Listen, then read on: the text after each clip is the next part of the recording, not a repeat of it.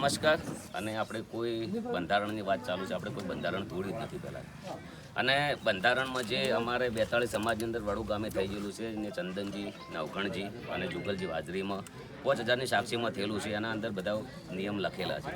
અને અમારે 42 સમાજની જે અમારો વ્યવહાર થાય છે, જે અમે બેન દીકરીઓ આપીએ છીએ અને જેથી લાવીએ છીએ અમે વ્યવહાર કરીએ છીએ અને પૂરું પાલન કર્યું છે.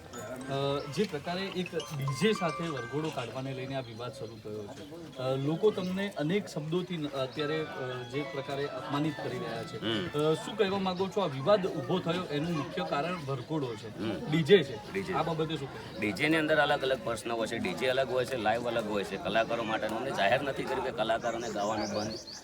ડીજેનું તો એમને કીધું છે, પણ ડીજે જોનમાં ના લઈ જાઉં એવું કીધું. અમે જોનમાં લઈ ગયા નહીં. અને ઓલરેડી જે પહેલાં બી આવી હતી ને, જે જોનું તોથી ડીજે આવેલું હતું. અને બંધારણ હોય તો 3 જિલ્લા માટે જ કેમ?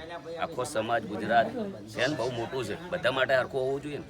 જે ગાંધીનગર બાજુના ટોટલ કલાકારો છે એમને રોજગારી મળી રહે ને અમારા માટે કાયમ માટે બંધ. એટલે અમારા કંઈ બીજો કોઈ ધંધો બી નથી. નેતાઓને તો પગાર બી આવતા હોય છે અને એમને તો મળી રહેતું હોય છે એમના જોગું. પણ આજે ઠાકોર સમાજ આગેવાનો બધા અહીંયા એકત્રિત થવાના છે, શું આપ એમાં હાજર રહેશો? અને હાજર રહેશો તો આપનું સ્ટેન્ડ શું રહેશે? એમને કહે છે કે આપણે કોઈ બંધારણ તોડ્યું જ નથી પહેલાં. અને જે 10,000 લોકો છે, જે સાઉન્ડવાળા, રીધમવાળા, વગાડવાળા, એમની આખી જિંદગી એમના માટે કદાચ મને આ લોકો કાયમ માટે હું બંધ કરી નાખું તો ચાલે, મારે ઘેર ખાઈ પીવું એવું છે. પણ એ લોકોનું શું થાય, 100 જણાનું જીવન હેડે છે, ઘરે હેડે છે મારા લીધે. એ લોકો મને ફોન કરીને એમની વેદના કહે છે, રોવે છે ઓલરેડી કે ભાઈ ગબ્બરભાઈ અમારું શું થશે. વિક્રમભાઈ વિચારો અમે કદાચ આવી રીતના થશે તો અમે પણ મિટિંગ બી કરીશું.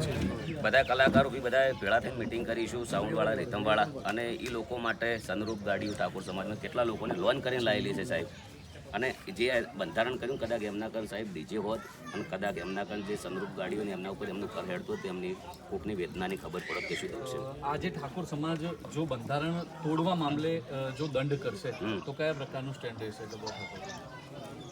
તોડવા બાબતને આપણે તોડ્યું જ નથી બંધારણ ઓલરેડી, બરાબર. ઓલરેડી રિક્વેસ્ટ કરી ગબ્બર ઠાકોર કાયમ માટે સમાજ માટે રહ્યો છે. કોઈ મિટિંગ એવી નથી કે ગબ્બર ઠાકોર ના જવાય, કોઈ જગ્યાએ એવું ના હોય કે ફાળો ના હોય.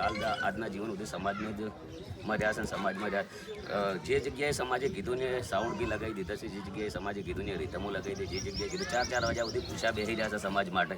ઓલરેડી સમાજને પણ કોઈ હજી સુધી તો ફાયદો થયો નથી. સમાજમાં કોઈ સારી કોલેજ થાય, સારી સ્કૂલ બને, દવાખાનું થાય, પણ એવું કંઈ થયું નથી. સમાજને લોકોએ આજના દિવસ સુધી કહેવું નહોતું, પણ કહી દઉં છું, આજનો તો ઓલરેડી વિરોધ થઈ ગયો છે.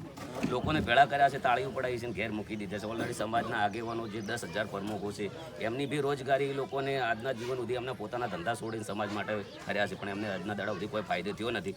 એમને લોકોને કહેવું હશે પણ એકબીજા કહેતા નથી. ભાઈનો પગ ખેંચવામાં કોઈ ફાયદો નથી, પણ આજે કહી દીધી દિલની વાતો. તો આ હતા ગબ્બર ઠાકોર, જેમનું કહેવું છે કે અમે કોઈ બંધારણ તોડ્યું નથી.